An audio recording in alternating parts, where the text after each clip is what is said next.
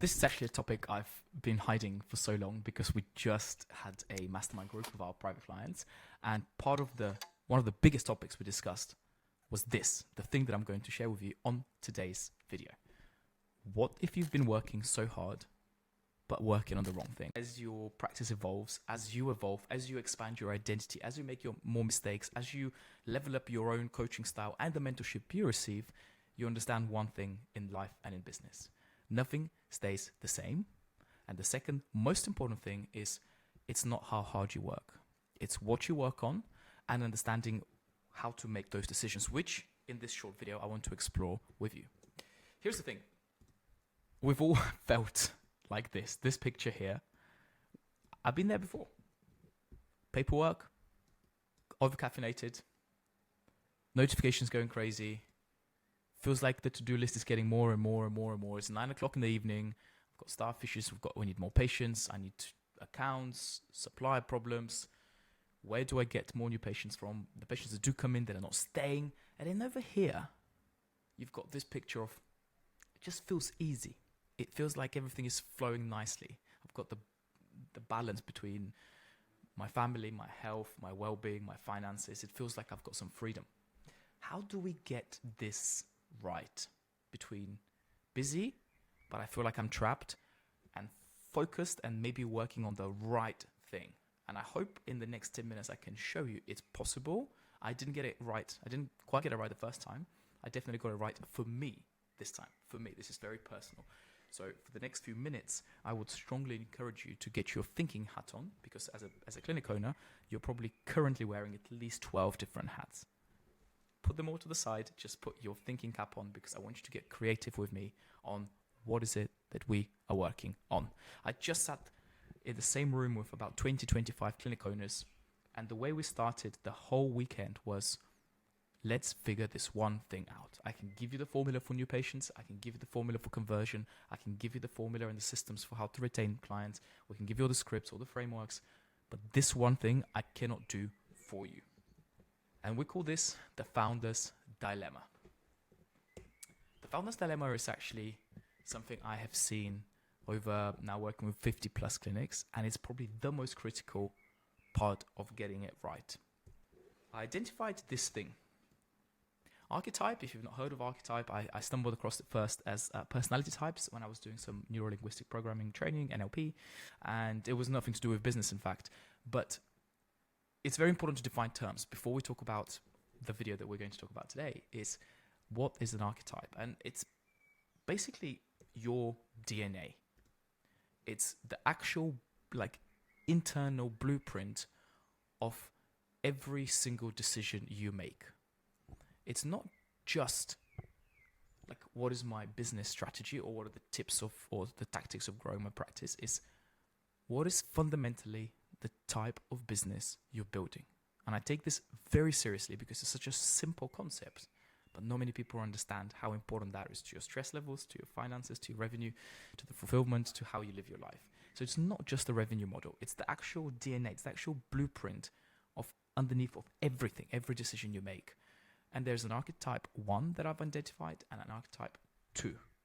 And they are very, very different. And I've been meaning to share this so long now, but because we're preparing for the mastermind and this was a very, very small portion of what we've presented to private clients, I didn't want this to be released prior to that. The founder's dilemma. There is a core problem or problems. And most of you would know this. If you run a practice, you would have identified this at some point. And most of you have this uncomfortable feeling in your tummy, your gut instinct, that you're probably working very hard and nothing is moving the needle. And in my practice, the example for me was the first 3 or 4 years. We built a team from 0 to 10 people in the first 12 months. I thought that I had everything set up. I removed myself from the business and everything collapsed. It almost did anyway. And I don't want this to be the case for you, because what you don't hear in the coaching space is there are very, very, very hard decisions to make. And one of the hardest decisions you have to make is to actually find out how to make a decision on what type of practice to set up. Because some of you will be building a practice and you will see that this is working, but it only works because of you. And another part of you will be scaling and now you have a team and everything is going pretty good, and at some point you feel like, yeah, I can see the success here, it feels like I'm succeeding anyway. But then it starts to feel a little bit like I'm just doing this underneath the water.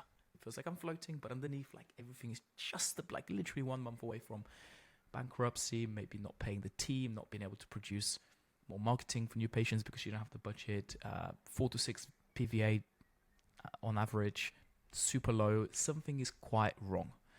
Or the opposite, you are actually like built something pretty successful on the surface level, but you feel miserable. And I don't think many people talk about that. And I think that's really important to discuss. Clinic owners who struggle, they didn't choose this one concept. They didn't build the right archetype for them. They built this clinic because it was just taught to them to build it that way. Personally, I've probably done this as well as part of my coaching. So I've said to people, this is the best way. And the last 2 years, I've definitely changed my coaching style in terms of you build a practice that you want to build, and we're going to guide you through the principles that work for either archetype. But you cannot be building one thing and wanting another, because it's like me running marathons and wanting to have lots of muscle mass, or me eating pizza and wanting to have 3% body fat. The two things are contradictory. So let's start with this one question in mind. Which archetype am I building?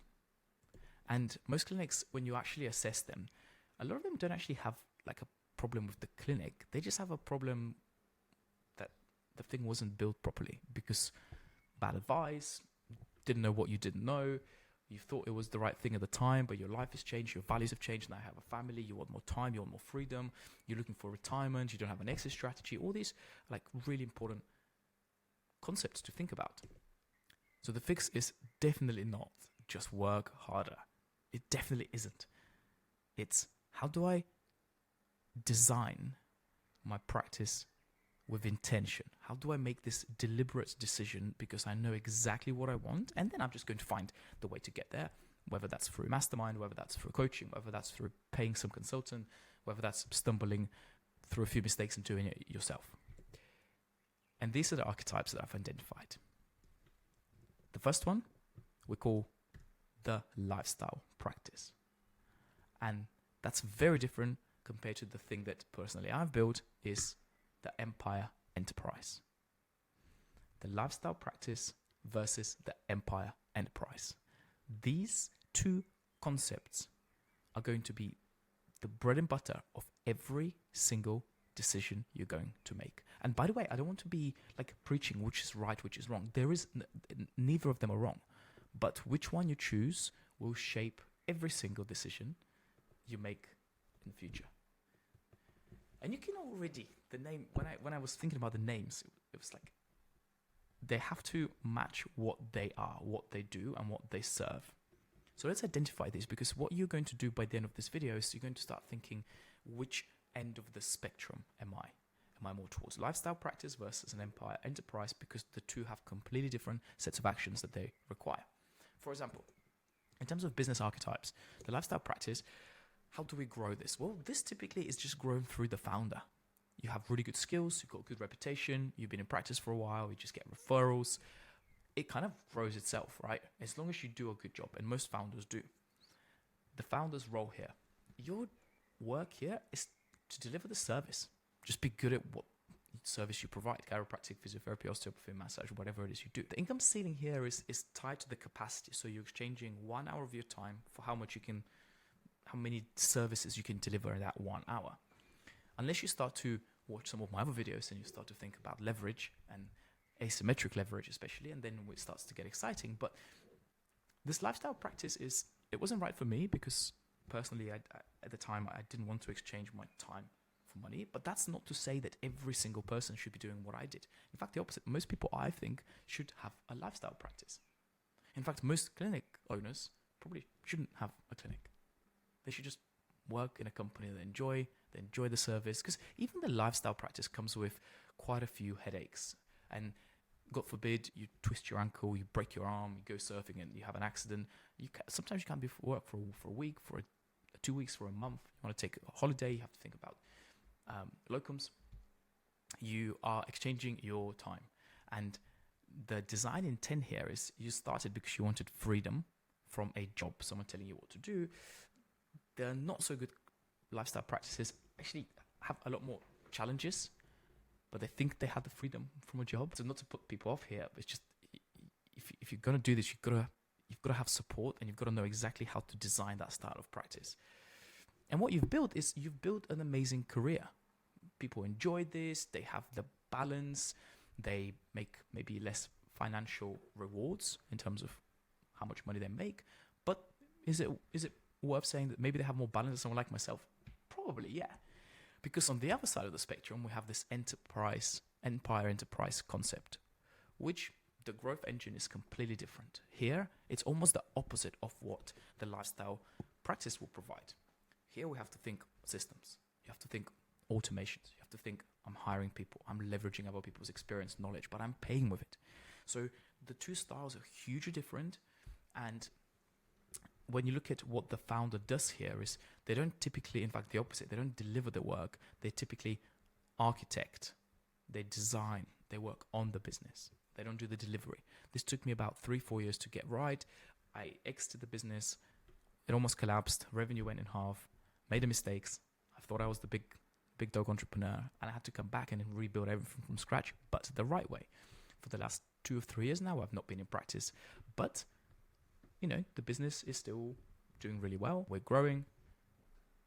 I was the bottleneck. As soon as I removed myself, things went up and up and up. Income ceiling. This definitely is something that scales beyond you because you have built the systems, you have built the automations, you've built a team, you have some leverage, and now it's all about supporting people, supporting the team, supporting the systems. So it's not that you're working, like, this is a spectrum. It's not like it's either this or it's this. You'll be somewhere along the spectrum. And if I was to challenge you to say, hey, if this is 0 here and this is 10 here, where are you on the spectrum? Some of you might be a 5. You might say, well, you know what, actually, like, I love working on my business, but also I just do all the work myself. Or some of you might say, hey, I've got some really, really, really good systems, but I still don't have the team, so it cannot scale beyond me, so I'm going to give myself a 4. So again, grade yourself, because a lot of these are, there is no right, there is no wrong. It's just you being aware, someone showing that there are different ways of building this stuff already should help you.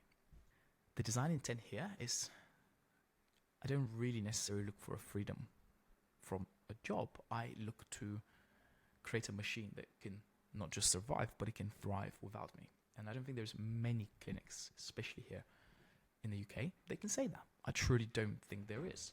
And in fact, when you speak to people, when they get towards the end of their career, they start to panic.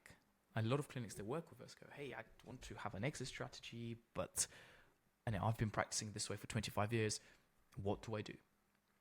And it's very difficult because you have to break bad habits. We have to teach them how to hire. We have to teach them how to build systems, operating procedures, protocols, policies, which is, some people find it really boring. Some people find it very exciting, but it is what it is. And what you've built when you do have the Empire Enterprise is an asset with potential multiple. You can sell it. There are ways to do that, despite of what people say out there. Whether you want to or not, that's a different story, but having an option to, and that's a very, very, very difficult thing to do. So you better understand how to have a cash flow asset as you're building the Empire Enterprise, because you may or may not be able to sell it at the end. But a lot of the times when you do see a clinic that is fully automated, like myself, the founder is removed, we have systems for new patient generation, we have the team, we have marketing strategies, we have predictable revenue, we have monthly recurring revenue models. These things are so difficult to build. And I was just lucky that I stumbled across the right mentorship, the right programs, the right people to support me, the right job as of 12 years ago. So these two models, in my opinion, are the two ends of the spectrum. Where you guys choose to build, what do you choose to build, and how you choose to build it is entirely up to you. But one of the biggest concepts I would get you to think about is this. Why am I building a lifestyle practice versus an empire enterprise? What is your why? Are you looking for freedom? Are you looking for more money? Are you looking for a huge exit? Are you looking for something that you just build because you absolutely love the game and you don't want to ever exit? What are the things that you want to do? And I'm not saying this one is easier, and I'm not saying this one is harder. In life, we say choose your hard. This one, like I have some good friends and colleagues who've been working for 30, 35 years. And I'm like, dude, my shoulders are broken, my wrist is swollen, I cannot adjust anymore, but I don't have a way to leave the practice or at least reduce my hours. And with this one, I have people who have exited and they're no longer practicing. And they're like, oh man, I miss treating patients. I feel like I'm just so corporate now. I don't have time to spend with my family, even though we make 100K months. Choose your hard. And does it have to be hard? Probably not. But if you're complaining about, oh, I need to have more finance or I need to have more freedom, then yes, something has to change. So guys, this is all I have for you today. If you want to reach out and you want to work with us, you'll find a way to find us. If you do find these videos, please share, please subscribe, please comment. Until next time.